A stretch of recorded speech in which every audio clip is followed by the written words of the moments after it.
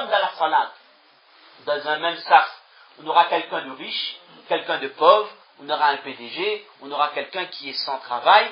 C'est-à-dire, dans les actes d'adoration, il n'y a pas de distinction sociale, ni ethnique, il n'y a pas de caste. De même, quand vous allez faire le Hajj, Inch'Allah, vous voyez que lorsque vous mettez le ihram, vous êtes en état d'ihram, il n'y a plus de distinction sociale. Ces deux pièces de tissu, on ne distingue plus qui est riche, qui est pauvre. C'est qui la personne de telle famille, c'est qui la personne de telle famille. On ne connaît plus les personnes parce que ce sont des vêtements qui n'ont aucun aspect de richesse, qui ne présentent aucun aspect de richesse. Et de même manière, dans tous les ibadats, il y a l'égalité parfaite. Et cette égalité qu'il y a dans le jeûne, où tout le monde se trouve dans la même, entre guillemets, difficulté, dans la même situation de fatigue, de faim et de soif, cela doit provoquer un élan de solidarité chez les personnes aisées. La personne qui est riche, qui a les moyens, elle sait que pour iftar, elle va manger samoussa, il y aura katlès, il y aura loupouri, il y aura pizza, il y aura champ, il y aura... Qu'est-ce qu'on peut manger encore chez eux? Ils mangent bien. Il y aura plein de choses, d'accord? Elle sait que son voisin à côté qui est immensément pauvre, et amaigri donc par la pauvreté, il sait que lui, ce soir, comme il n'a pas les moyens, il sait que ce soir, ça va être un morceau de pain, le thon, alors des pâtes, des mines, je sais pas, spaghettis. Il sait que cette personne n'a pas les moyens. Et automatiquement, cette personne aisée doit se dire que durant cette journée, on a vécu les mêmes moments. On a eu les mêmes difficultés. Je ne peux pas, moi, manger à ventre plein, comme ça, et que mon voisin, lui, n'a rien à manger. Automatiquement, ça c'est là. On ne parle même plus de religion, là. On parle du bon sens humain, de la fitra. La logique, entre guillemets, l'être humain qui a des sentiments, il se dit que si moi je vais bien manger, j'ai faim, j'ai envie de manger quelque chose de correct ce soir, il est logique que j'espère que mon voisin également, il mange quelque chose de bien. Et le musulman se doit d'avoir cet élan de solidarité lorsqu'on parle du mois de partage. Souvent, on essaye de montrer ça aux journalistes, c'est un mois de partage, mes chers frères, vous voyez qu'on va tous manger ensemble, il n'y a plus de distinction. D'accord, c'est très bien tout ça. Ce sont des beaux discours. Un mois de partage, c'est un acquis durant ce mois. Mais qu'on comprenne bien, c'est un stage intensif, le Ramadan. Ces acquis, on doit les garder. Il ne suffit pas que durant le mois de Ramadan, on va donner de l'argent aux vèmes, on va apporter la nourriture aux pauvres, et que le 2 Shawwal, mais que plus le bougui il habite à côté qui est pauvre. Non. L'objectif, c'est cet élan de solidarité doit perdurer. Apprendre. On parle du Ramadan comme étant une madrasa. Et les ulama disent que le Ramadan, c'est une madrasa, c'est une école où on apprend des principes. Comme vous êtes généreux durant ce mois, restez généreux. Apprenez à être ou apprenez à devenir généreux pour tous les autres mois de l'année. L'objectif, c'est d'acquérir ces qualités durant toute l'année. Parce que quelqu'un qui a les moyens, quelqu'un qui est riche, il y a un proverbe arabe qui dit, chef va comprendre, la yafhamul ja'i' ash-shabi'. Celui qui a faim, celui qui a le ventre plein, il ne comprend pas lui qui c'est qui a faim. La personne affamée, quelqu'un qui a toujours le ventre plein. Il ne peut pas comprendre c'est quoi quelqu'un qui est affamé. C'est quoi quelqu'un qui a toujours faim. Parce que lui, il a toujours le ventre plein, c'est une sensation qu'il ne connaît même pas. Et on avait posé cette question à Yusuf alayhi salam, Lima tajur wa anta ala khaza'in al-ard. C'est déjà traduit ça. Vous voyez les bacs arabes. Qala akhafu an ashba' fa ansa al-ja'i'. On avait demandé à Yusuf alayhi salam, lorsqu'il était devenu ministre, je crois, de l'agriculture, il est devenu wazir en Égypte, il a dit, oh Yusuf, et Yusuf alayhi salam, malgré la richesse qu'il avait obtenue, il s'abstenait de manger à ventre plein. Il faisait en sorte de rester la plupart de la journée le ventre vide. On m'a dit, oh Yusuf, pourquoi est-ce que tu restes sans manger alors que tu as la tête de toutes les provisions du pays? Tu as de quoi manger et tu ne manges pas. Il a dit que je crains que si j'ai le ventre toujours plein, j'oublie la personne qui a faim.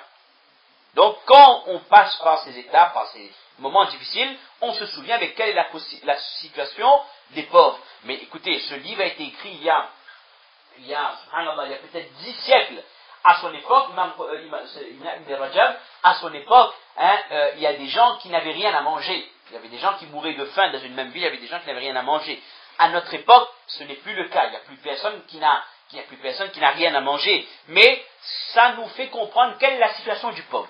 Quelle est la situation du pauvre qui n'a pas toujours ce qu'il désire. D'accord?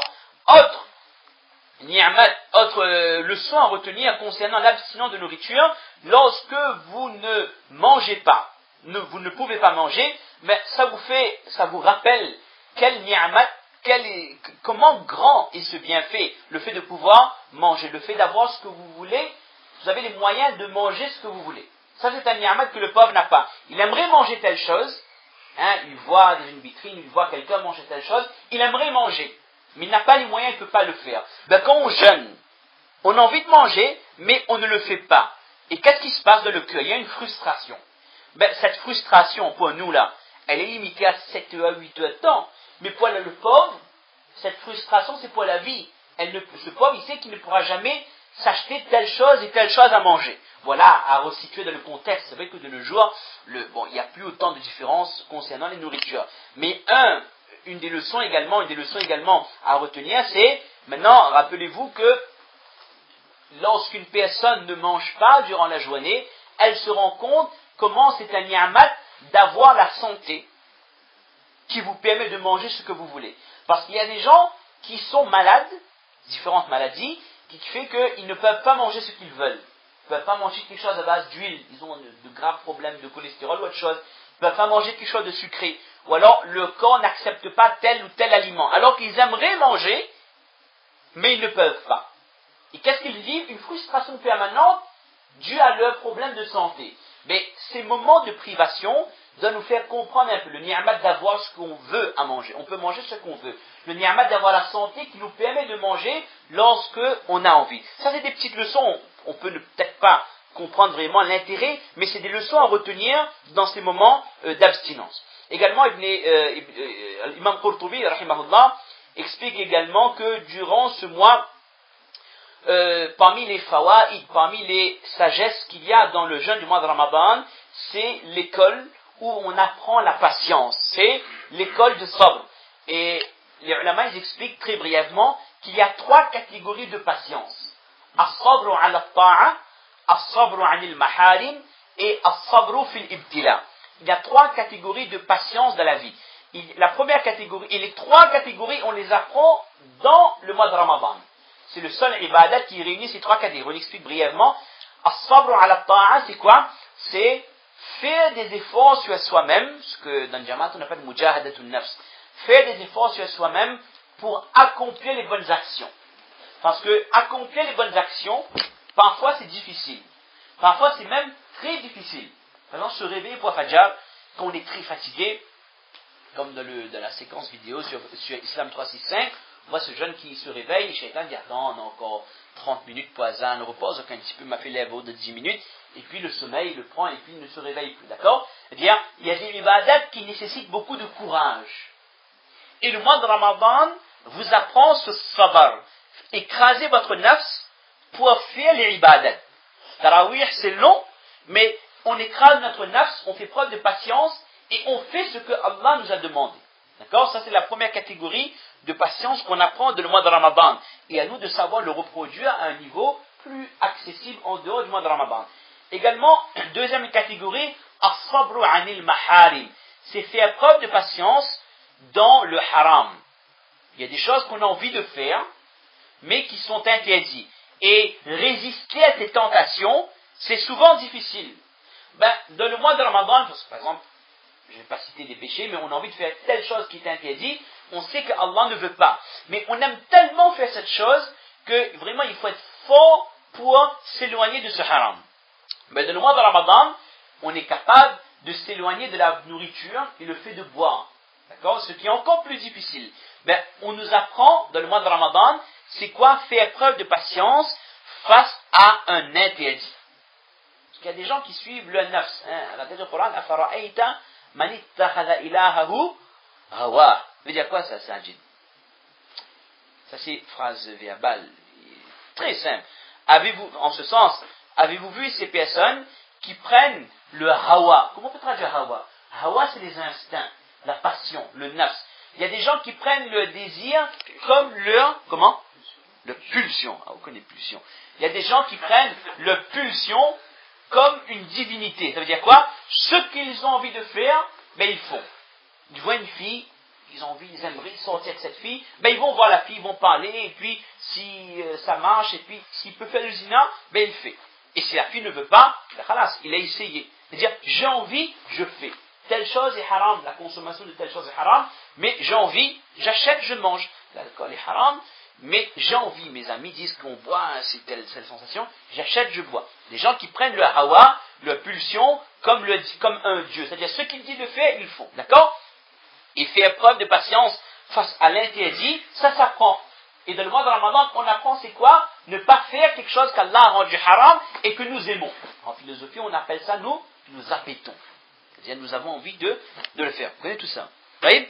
Et troisième catégorie de sabr, c'est faire preuve de patience face aux difficultés. Et là, les difficultés sont minimes, mais c'est quoi? Faim, soif, fatigue. C'est-à-dire qu'on a faim, on a soif, on est fatigué, mais c'est quoi faire preuve de patience? Ne pas se plaindre. Ne pas lui dire, ah, mais je suis fatigué, il a marre, à la faim, mon tête qui fait mal, ne pas se plaindre. Et deuxièmement, comment manifester cette patience? Ne pas faire ressentir à notre entourage ces difficultés. C'est-à-dire, si on est prof à l'école, ou alors si on est chef d'entreprise, c'est pas parce qu'on est un tas de jeunes qu'on va crier sur nos élèves. Faut arrêter. C'est pas parce qu'on est chef d'entreprise qu'on va crier sur nos employés. Et je connais, il y a des gens qui disent, ouais, chez Ben Arabes, dans Ramadan, les dieux, hein, le patron il crie du matin jusqu'au soir, parce que ben, à la faim, il est fatigué. D'accord, on a faim, on est fatigué, on a soif, etc. Mais c'est pas une raison pour manifester ces états d'âme sur les personnes de notre entourage qui n'ont rien fait. C'est pas à cause de ces personnes, de ces employés qu'on a faim, que vous avez faim. C'est-à-dire, les difficultés, les endurer et ne pas faire voir ces difficultés. D'accord? Ça aussi, ça s'apprend. Et apprendre à contrôler ça par rapport à la faim, la soif, la fatigue, ça nous permet que lorsque quelqu'un est atteint par une difficulté quelconque, autre, ben là aussi, je suis malade ou j'ai tel problème dans la famille ou avec mes enfants ou dans mon travail, mais je fais preuve de patience, ne pas se plaindre et ne pas faire rejaillir les conséquences de ces difficultés sur d'autres personnes. Et enfin, avant-dernier point, les ulama disent également, ça c'est hadith, dit que le mois de Ramadan, le jeûne, c'est-à-dire le somme, quand on parle du jeûne, c'est le rosa, hein, on dit le carême c'est pas le terme idéal. Le jeûne permet d'affaiblir les pulsions, les shahwa.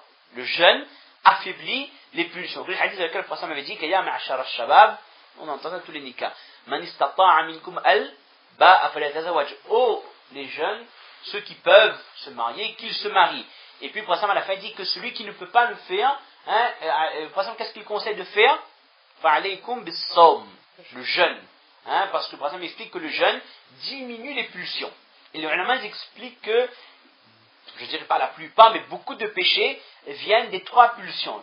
Manger, boire et les shahwa, c'est-à-dire les besoins, comment on appelle ça d'un terme machin, les besoins, le plaisir de l'homme, d'accord? Les ulama disent que le fait de s'abstenir de ces trois choses, c'est-à-dire ça diminue la portée de shaitan. Plus on s'investit dans ces trois choses, plus shaitan a main mise sur la nafs. Mais lorsqu'on coupe ces trois ponts, shaitan ne peut rien faire. En plus qu'il est enchaîné, il ne peut pas faire des waswasa. En plus de ça, on s'abstient des trois choses qui permettent à shaitan d'avoir sayyidara, d'avoir le contrôle sur lui. Et puis, dernier point que bon, on va pas développer ça, ça va être trop long et on a tellement de choses importantes à dire. Les bienfaits pour la santé. Hein, les bienfaits du jeûne, on entend souvent, on lit dans l'islam, dans les magazines et tout, ça vous savez. Et je discutais dernièrement avec un médecin, un musulman, un spécialiste, il parlait avec ses collègues disaient que c'est sûr que le fait de mettre l'estomac au repos, c'est très profitable. Les médecins, ceux qui ne sont pas musulmans, c'est-à-dire, ils sont unanimes sur le fait que mettre l'estomac au repos, c'est très profitable pour la santé. Mais il dit qu'il y a un point sur lequel on n'est pas d'accord. Les médecins disent que le fait de ne pas boire, il dit ça on ne comprend pas. Il dit le fait de ne pas boire, c'est extrêmement néfaste pour l'organisme. Alors ce docteur, ce spécialiste, musulman donc, il a expliqué à ses collègues que, mais vous ne savez pas, mais quand on ne boit pas durant une journée, il y a des réserves d'eau dans le corps. Et vous avez des réserves d'eau qui datent parfois de votre naissance. Des années de 20, 30, 40 ans, vous avez des réserves d'eau dans le corps. Et lorsque vous ne buvez pas de l'eau durant toute une journée, c'est pas moi qui dis ce genre de parole-là, je ne sais pas, je ne maîtrise pas cette science. Je dis, lorsque vous ne buvez pas d'eau dans une journée, le corps va utiliser le cumul d'eau que vous avez dans votre corps durant des années.